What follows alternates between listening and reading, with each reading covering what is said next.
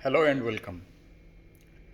On 26th of August 2021, DGCA of India lifted the ban on Boeing 737 MAX aircrafts. This is the same aircraft which was involved in twin crashes before in the year 2019. Now, how this lifting of ban happened and what are the details on this MAX aircraft? I mean, how this MAX aircraft went on to a ban and what are the technical things involved in that will be the topic of discussion today. We'll see on the technical part later, but before to that, let's see how DGCA India came up to this decision or how DGCA India concluded to lift this ban. Now, small history.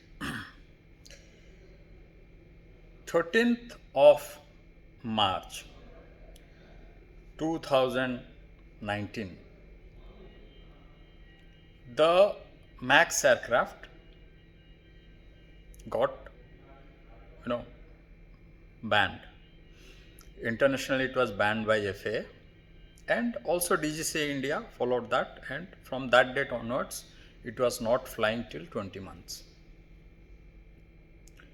And gradually, after Boeing's service bulletins or Boeing's direction to take necessary corrective actions and FAA's involvement to recertify it, gradually it went up to the certification stages, and we can say it's on November 18, 2020, FAA recertified it.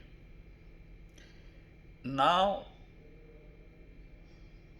okay, that part is okay, but what took India till this date to recertify it? Now, if you see in India, the scenario is India doesn't have many Boeing 737 MAX operators. So, the pressure on DGC of India to recertify it was very less. There was only one operator of this Boeing 737 MAX in India. We'll not name the operator, but let us say it's operator S. Now, this operator S,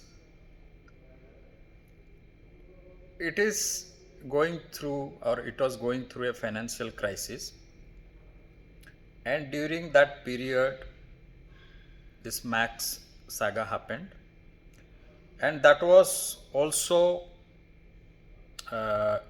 aided by the pandemic woes. So maybe we can take it this way that this particular operator S or airline S didn't want the MAX to be recertified so quickly in India. Maybe that may be a scenario, because what happens when a aircraft gets grounded due to the issues of a manufacturer, then the compensation can be claimed by the operator from the manufacturer or the OEM. So maybe that benefit this particular company was getting, so they didn't maybe ask DGCA to expedite the investigation process or the recertification process of MAX. Now what happened? Within this period, or within past 2 months or so, we saw there is one more new airline that's coming up in India. Let's say this airlines will not name, but let's say this airline is airline A or AK. Now this airline AK, this airline had a staff base of another airline J. And airline J was traditionally operating Boeing fleet. Now airline A also wanted to bring the same Boeing aircrafts, and now if they have to bring, they are going to bring the Boeing 737 MAX aeroplanes. So Boeing 737 MAX aeroplanes, if they have to bring, which is not yet certified yet in India, it will be a technical issue. So what maybe we can conclude that there was some request from this particular airline to DGCA India to complete the investigations or give a verdict to when this ban on MAX can be lifted. That may be one of the reasons DGCA India came up with the lifting of this ban. Almost you can say around 8-9 months after FAA had lifted the ban on this aircraft. Now DGCA India lifted the ban, but the conditions of lifting ban quoted by DGCA are from FAA. What is DGCA India saying? This particular aircraft, Boeing 737-8 and Boeing 737-9, these are MAX aircrafts. These particular aircrafts, the ban on them will be lifted provided the complete applicable procedures and modifications as issued by the Airworthiness Directive of FAA. And FAA had a set of requirements to comply before the ban can be lifted. We'll see that what all those conditions required to lift the ban. But this is it. And DGCA India quoted FAA, Federal Aviation Administration, which is the regulatory authority of United States of America. And also this FAA is the regulatory authority of the aircraft manufacturing country.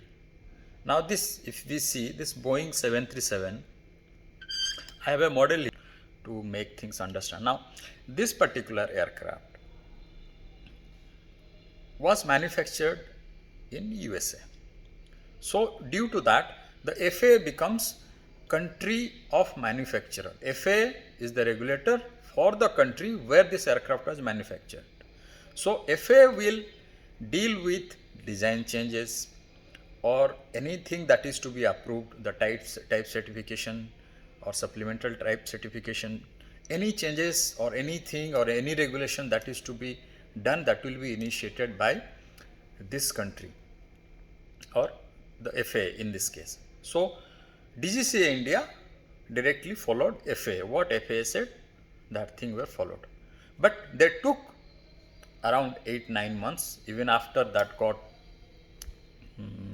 the ban got lifted in 2020 at November 18th. India, it waited till August, that is 26th August. Now India is not the only country that took so long. There are other countries as well. You see, one of the bigger markets for Boeing, which is China. China has not yet recertified it. The reasons may be anything, maybe the trade issue between United States of America or China or any other things, but they have not yet certified the Boeing 737 MAX. India did it. So India just followed And I have this copy of DGCA India with me. If I can show you, I don't know if I'm able to show this copy of DGCA India. This says that the ADs they are following are airworthiness directive of FAA, that is dated November 18, 2020, and also they are quoting EASA AD February 17, 2021, and DGCA is mandating this to SBs to bring back the Boeing 737 MAX into Indian skies. Fine. That means this is the regulation that we will follow them. India didn't specify anything additional or didn't specify anything of its own. It did an investigation through DGCA of what happened on this aircraft and what happened, what are the literatures, documents, and what all things are available from the regulatory authorities. It didn't go to the site to do some inspection, like where the accidents happened and why it happened, but it followed the documentation process of mandatory airworthiness directives or ADs, which were issued by FAA and EASA.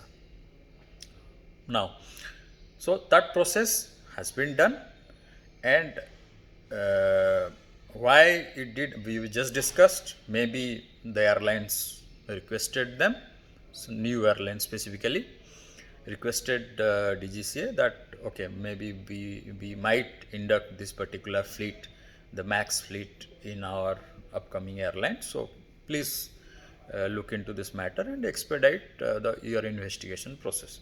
That might be a case. We are not sure, but at least it is done now. Now let us see the other side. I mean, like how this Boeing 737 MAX went on to such mess. What happened to this aircraft? Now, if we see, say like, let's go back in the timeline 10 years back. It's around 2010. It was maybe December or something. December 2010. Airbus announced their newest model, Airbus 320 Neo. That okay, this will be a very efficient aircraft. The engines are efficient, and we have done so many modification of the our best-selling model Airbus 320 family. So they released in media that we are going to bring this aircraft. Boeing came into action because they are in direct competition with Airbus, and they also needed a new model which will compete with this 320 Neo model. So immediately, within 3-4 months, you can say they started working on this, and in August 2011 they announced that they are going to bring a new model called Boeing 737 MAX, which will be the next version of Boeing 737 NG. So they had this new generation NG versions earlier, and now after that they will bring the Boeing 737 MAX versions, which according to them will be a game changer, and that will compete directly with Airbus 320 Neo models. Okay, fine. They started working on that, and in 2014 they got around 2000 orders, MAX orders, and in 2016, I think January or February, they did their first flight. They were very much onto the work, and they started doing that. Then in 2017 they got the FAA approval. I think March, April something, they got the FAA approval, to start flying. And eventually, after the FAA approval, around May, they delivered it to Milindo Air. It's one Malaysian airline, Milindo Air. They delivered the aircraft, and the operation started, the flying started. So Max was smooth, and everybody were expecting too much from Max, that this will be really good aircraft. But what was the changes in that Max was, the Max came up with more powerful and bigger engines of CFM. Okay, now this started coming with CFM LEAP engines, LEAP 1B engines. So this CFM LEAP engines, they were a little bigger in size and they were efficient, fuel efficient. They used those things onto this Max models and they started selling it to the world. Now, suddenly, in the year 2018, it was October 29, 2018, one crash happened to one of the Boeing 737 aircrafts. 737 Max model. Lion Air was flying this aircraft, and this particular aircraft crashed, mysteriously. Initially, it was quiet. Nobody could know due to what issues this Max model or this Max aircraft went on to a crash. And FAA and Boeing came into action, but they didn't give details like due to what this crash happened. They told that there are some issues with the aircraft, and they gave also the remedy that in case of this particular issue happens or this particular problem happens, then please go for this remedy. And what was the problem? There was a particular software, MCAS, that this MCAS software that was MCAS computer, this computer was creating trouble to this particular Max aircraft. So what is this MCAS? Maneuvering Augmentation Characteristics System. Now this maneuvering augmentation, this computer was unique to Max. This was not there in earlier generations of Boeing 737 aircrafts. In NG it was not there. With Max, Boeing had introduced it. What Boeing expected or what Boeing had planned with this particular model was, this MCAS will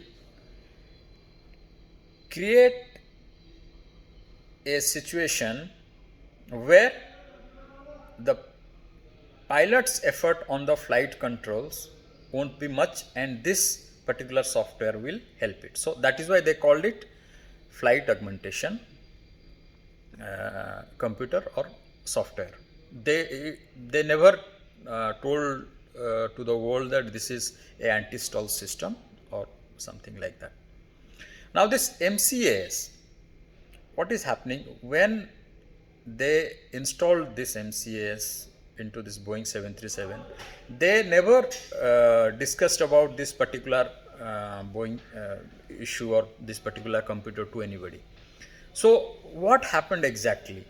Nobody knew about this, and suddenly they started knowing that okay, this particular MCAS has come to existence in this Max model, and there is no training about that. Nobody knows about this, the deactivation process or the response time by the pilots, nothing was known.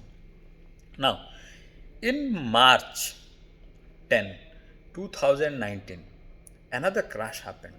There was an Ethiopian Boeing 737 Max aircraft that crashed. Now everybody got alerted. There was alert everywhere. They suspected what's going on. One Max crashed, Lion Air. Okay. November month of in the October month. Now, after that, in the November month of 2018, FAA released the airworthiness directive as we discussed before. After that, in March, 10th March 2019, this happened. The Ethiopian plane got crashed. Now, everybody into action. What happened to this aircraft? This was supposed to be a game changer, but all these issues happened. Then the investigation from USA, Senate, their House committee, Department of DOT, they came into action and they concluded that Boeing had this fault. Boeing mismanaged this MCAS. What happened? Why they brought MCAS? What was, known after the investigation was? This is the earlier model of Boeing 737. What you see here. Now, these are also CFM 56 engines. CFM 56-5E engines. Now, the LEAP engines are bigger than this. Okay, now they are bigger and powerful. So what Boeing had to do is Boeing had to shift the position of these larger engines forward, little bit forward in the fuselage, and also towards outboard, because if it doesn't do that, then what will happen, these bigger engines will have less ground clearance, it will not be suitable, and there will be issues. So they shifted it forward and also up, little bit up, so that the aircraft will be design worthy. Now, when they did that, during the flight tests, they found that when the aircraft is making some maneuvers or certain maneuvers, due to this bigger size of engine, the aircraft is, like if you see the heavy, if it is heavy, what will happen? This area, it is heavy. So it will always become a pitch nose up condition. When it becomes, because of its size, during some maneuvers, it's pitching up. That means the nose is going up. So the Boeing team, Boeing engineers, they introduced this MCAS software or MCAS system to the flight control system, that is FCC. And they said this MCAS, this augmentation system, will be a part of flight control computers. The job was, whenever this aircraft makes a pitch up tendency, the MCAS will act on, you can see these small things here. These are horizontal stabilizer, or in this case we can say horizontal trim, stabilizer trim. Now this trim, MCAS, in the new model, that MCAS will trigger this one. The trim motor will operate due to a signal or due to an input from the MCAS. So this will act. When this acts, this will move upward. When this move upward, the nose up tendency, whenever it was getting, that will be counteracted by this MCAS. This was the plan of MCAS. But what really happened afterwards is, the MCAS was getting signals from two angle of attack sensors. There are two sensors called angle of attack sensors on both the sides of this nose area. One is for captain and another one is for the co-pilot. So they always give indication to the MCAS software, due to which we come to know what is the angle of attack of the aircraft or the aerodynamic system of the aircraft. So if that angle of attack gives a wrong indication, which happened in both the crash cases, gives a wrong indication, the MCAS starts acting and it's always trying to dive. I mean, the nose, it's acting on the horizontal stabilizer, and due to which it's bringing the nose down tendency. So you understood? The plan was to stabilize the aircraft using the MCAS, but what happened here, MCAS, due to wrong input of one angle of attack sensor, maybe that angle of attack sensor was faulty, it was not working properly, but in the software it was written, whenever you detect the angle of attack sensor a high angle of aircraft, the sensor will give the input to the MCAS where it will say, I am going high, the aircraft is going high, it's going in a high angle of attack, so you act so to bring the nose down. If it goes further high, what happens? It will stall and fall down. It will stall and the aircraft cannot recover from that stall. It will go down like that. So to counteract that, the aircraft has to come down. The nose of the aircraft has to come down, and that one angle of attack sensor kept giving inputs to the MCAS. That was the issue. What they should have done that time is, they should have considered both the angle of attack. That means if one gets faulty and other one is still showing okay, then MCAS will not trigger. Whenever both the angle of attack sensors will give indication to MCAS that yes, we both are showing high angle of attack, that time the MCAS should have acted. But now, due to the logic, it was not properly organized, so they had given the logic that with one it is okay. Okay, so due to that, this all chaos happened.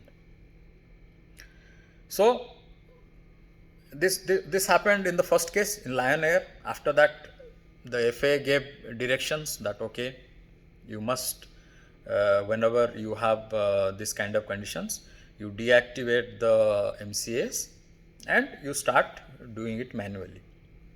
And in the case of Ethiopian, this exactly same thing happened. Due to one angle of attack sensor faulty, the aircraft did that same thing. It tried to pitch it down.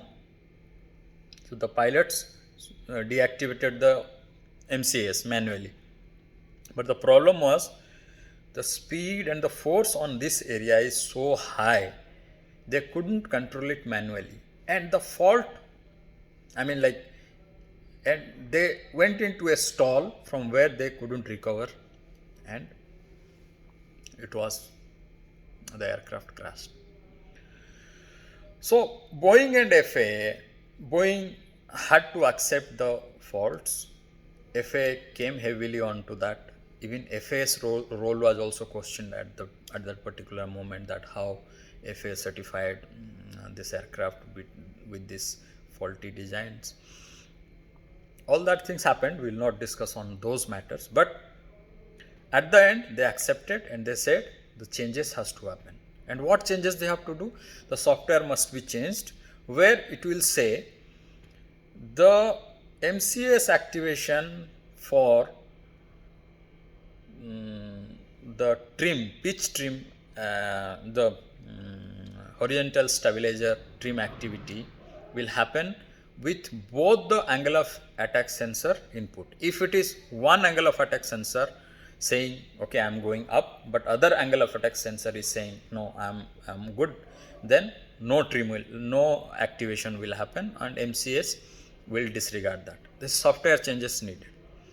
And also, what other changes have to be done? The pilots needed to be trained for this, because pilots were trained for Boeing 737 NG version. For MAX, the conversion course or the additional things in the cockpit, that was to be given, and this particular MCS was to be introduced into that. This thing was not considered that time. So this has to be done. So first thing, the software changes, or whatever additional software are required. There are some additional things. Major was about this MCS and angle of attack sensor inputs. There are some other requirements. That's okay. Second was the pilot training. Pilot training is very much important. Without that, how will the pilot react within the required 4 seconds? The FAA regulator says, or regulation says, that within 4 seconds a pilot must be alert of the situation and take necessary actions. So actually that was not happening for this MAX case when the MCS created the trouble.